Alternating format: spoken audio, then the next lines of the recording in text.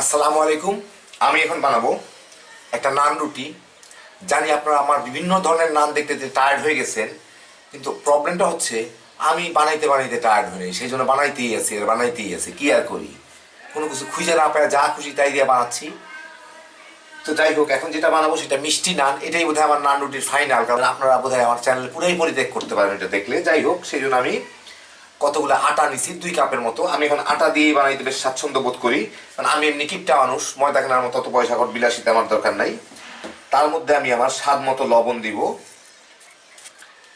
স্বাদ মতো চিনি দিব। ইচ্ছা করলে শুধু চিনিও দেওয়া যায়, ইচ্ছা করলে শুধু লবণও দেওয়া যায়।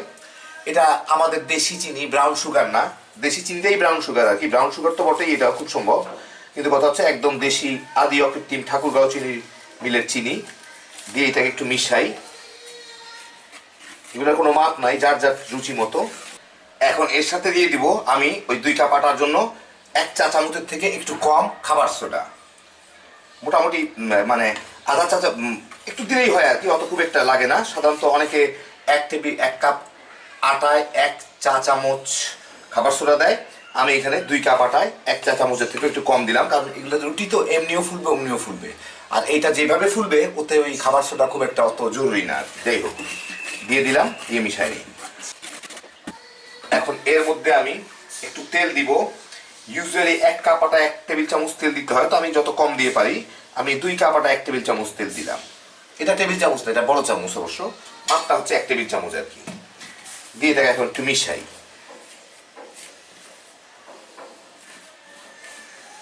মোটামুটি তেলটা ভালো মতো মিশে গেলে আমি এর মধ্যে একটু একটু করে পানি দিয়ে খামির একটা তৈরি করব। খামিরটা আমি মোটামুটি একটু নরমই তৈরি করবো, যেহেতু ভিতরে আমার পুর দিতে হবে।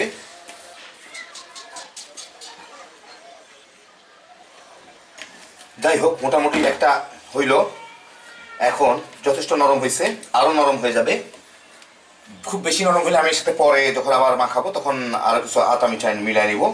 এটাকে এখন ঘন্টাখানেক না, 15-20 মিনিটের জন্য একটু ঢেকে রেখে দিব, যাতে ময়েশ্চারটা চতুর্দিকে ছড়ায়। মানে এর ভিতরে যে কোনো কোনো জায়গা হয়তো বেশি নরম, কোনো কোনো জায়গায় একটু শক্ত আছে, ওটা ইভেনলি ছড়ায়। এটা যাতে এক এক মানে এক রকমের নরম হয়ে যায় আর কি পুরাটা। যাই হোক, রেখে দিব। এটা 10-15 মিনিট রাখলেই হয়ে যায়।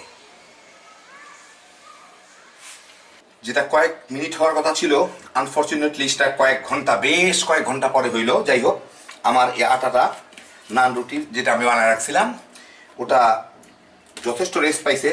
চাই কি ঘুমায় ঠুয়ায় এনেছে বোধহয় 2-1 বেলা। ওটাকে আরেকটু ময়ান দিয়ে দিব আমি, যাতে এখন আগের থেকে অনেক নরম হয়ে গেছে, যাতে চতুর্দিকে সবকিছু ময়েশ্চার টয়েশ্চার ইভেন হয়ে যায়। খুব বেশি লাগবে না, অল্প একটু ময়ান দিলেই হবে।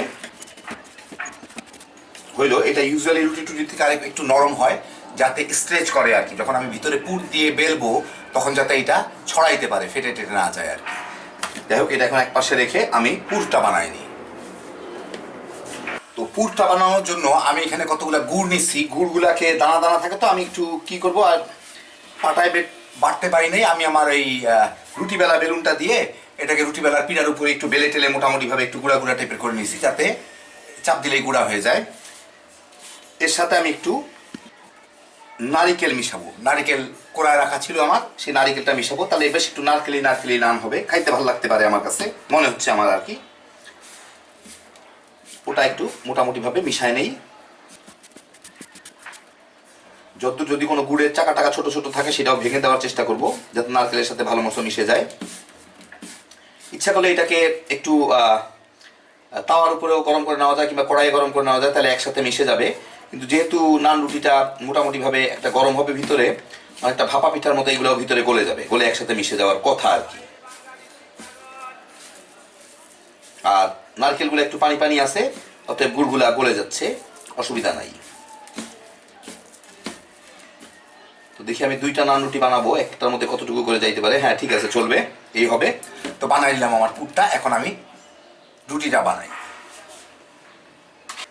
এখন আমি যে আটাগুলোকে করে রাখছি সেখান থেকে কিছুটা আটা নিয়ে এর মধ্যে আরেকটু আটা মেখে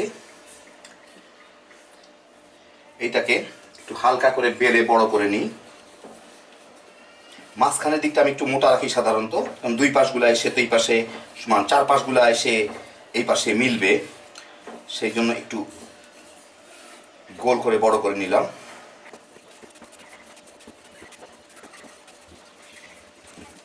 যাই হোক, হইলো একটা কিছু। এখন এর মাঝখানে আমি এই পুরগুলা দিব,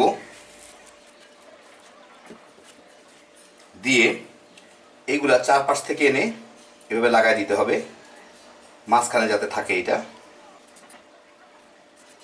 ইউজুয়ালি কোনো বাতাসের পকেট থাকে ভিতরে, সেই জন্য এইভাবে চাপ দিয়ে একটু ফুটা থাকলেও বাতাসটা বের করে দিব, বাস হয়ে গেল। এখন এইটাকে আমি মুখটা লাগায় বেলে নিতে হবে একটু সাবধানে, যাতে ফুটা টুটা না হয়ে যায়। এই পাশে ফুটা হইলে অসুবিধা নাই, কারণ এটা আমি তাওয়ার সাথে রাখবো, ওই পাশটা যাবে তাওয়ার উপরে, অতএব ওই পাশটা যাতে ফুটা না থাকে। এই যেখানে ফুটা হয়ে যাচ্ছে যতদূর পারি লাগাই দিব, হালকা করে বেলে নেওয়ার চেষ্টা করি।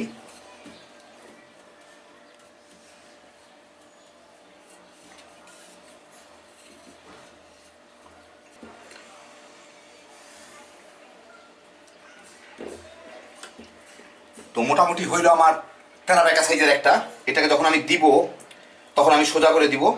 এই যে দেখেন, এইদিকে একটু হালকা হালকা ফুটা হয়ে আসতেছে, তাতে কোনো অসুবিধা নাই, কারণ এই দিকটা তাওয়ার সাথে থাকবে, ফুলবে ওই দিকটা। আর এটা আলটিমেটলি এমনিও ফুলবে অমনিও ফুলবে ইনশাল্লাহ। এখন আমি বিভিন্ন কাপড় চোপড় ঢুকাই এরকম একটা পোটলা বানায় নিচ্ছি। নান রুটির দোকানে দেখবেন সাধারণত এরকম একটা কাপড়ের, এরকম না লাল রঙের থাকে, ওটা একটা কাপড়ের মধ্যে বসায় ওরা নান ঠাপ করে লাগায় দেয়, যে এটা ওইরকম আর কি, যাতে ভালো মতো লাগে। এখন এইটাকে আমি এইটার উপরে বসাবো, বসায় মোটামুটিভাবে যত ইমপারফেকশন আছে টেনে টুনে ঠিক করে দিবি। মাঝখানে ফুটা থাকলে কোনো অসুবিধা হবে না আমার, যতদূর সম্ভব একটু বড় করে দিলাম।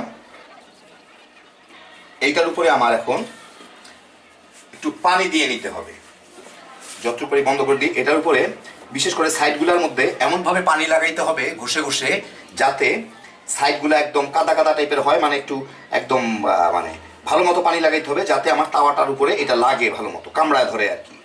খালি পানি ছিটা দিলেই হবে না, পানি ভালো মতোই লাগাইতে হবে এটার উপরে, একদম পুরো ভিজায় একটু ঘষে ঘষে দিতে হবে, যাতে নিচ থেকে আঠা আঠা ভাব চলে আসে আর কি। যে মোটামুটি ভাবে হইলো। এখন এইটাকে আমি ইয়েতে লাগাবো, তাওয়ার উপরে লাগাবো।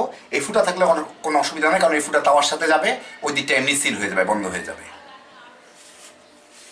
আমি এখন এখানে একটা তাওয়া অল্প গরম করে রাখছি, খুব বেশি গরম না এটা।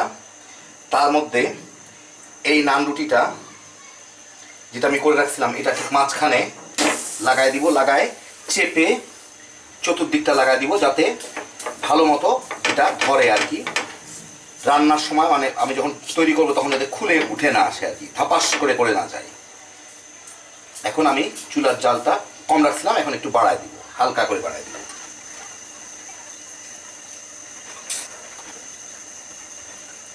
এই যে দেখতেছেন নানটা ফুলে উঠতেছে, কিন্তু এই ফুলাটা থাকবে না। ইউজুয়ালি ভিতরে কোনো পুর দিলে এটা একদম বালিশের মতো ফুলে গোল হয়ে যাওয়ার কথা।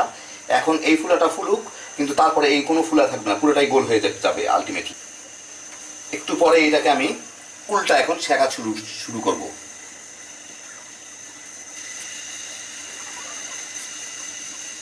সব দিকগুলা ঘুরায় ঘুরায় ছেঁকতে হবে এটাকে, কারণ একদিক যাতে পুড়ে না যায়। এখন দেখতে পাচ্ছেন এটা ফুলে গেছে, অলরেডি ফুলে উঠে আসতেছে, এটা পুরো বালিশের মতোই ফুলে যাবে। একটু উপরে রাখি, কারণ যাতে একদম টোটালি পুড়ে না যায়, একটু হালকা বাদামি হলে ভালো।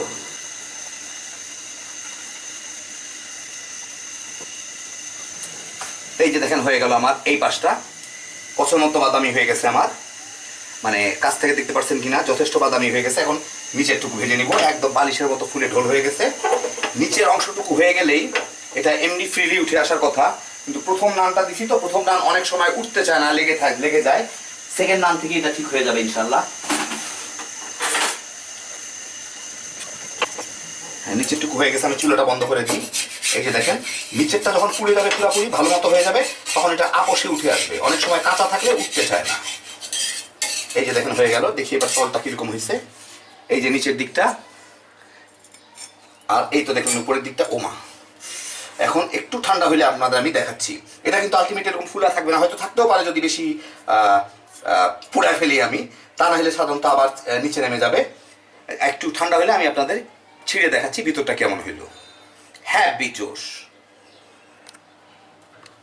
তো এই হয়ে গেল আমার নান রুটি, আপনাদের একটু ছিঁড়ে দেখাই। আলোর জন্য একটু অসুবিধা হবে, সূর্যের আলোতে এই দুইটা নান রুটি আমি বানিয়ে নিলাম। এখন এইটা দেখতে সুন্দর হয়েছে, আচ্ছা অ্যাকচুয়ালি ওইটার থেকে ছিঁড়ি। এটা আমার ছবি তুলতে হবে তো সেই জন্য আর কি। যাই হোক, এটা ছবির মধ্যে ভালো। ও মা,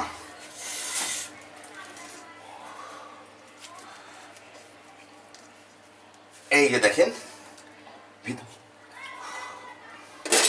দাঁড়া, এই যে দেখেন ভিতরটা কেমন দেখা যাচ্ছে জানি না। এই ভিতরের আপনার নারকেল টারকেল সব কিছু সহই আছে। তো দেখেন কত সহজে হয়ে গেল আমার মিষ্টি নান রুটি।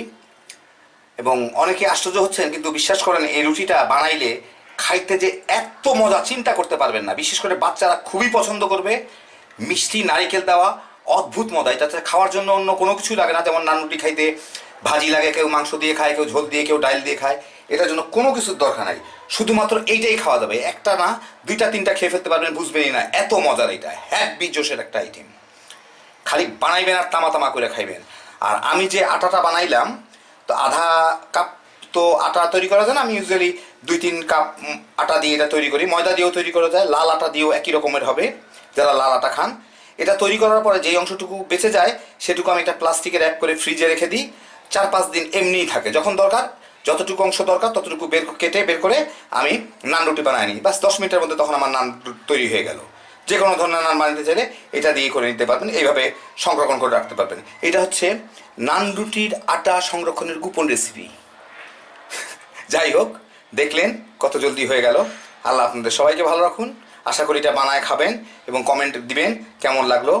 প্রত্যেকেরই ভালো লাগবে, আমি গ্যারান্টি দিতে পারি, যারা মিষ্টি পছন্দ করেন।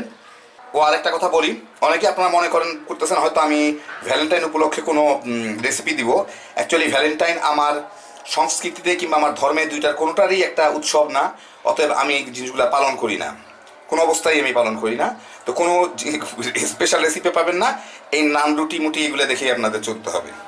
খুব দুঃখিত আপনাদের জন্য। আল্লাহ আপনাদের সবাইকে ভালো রাখুন। আল্লাহ হাফেজ।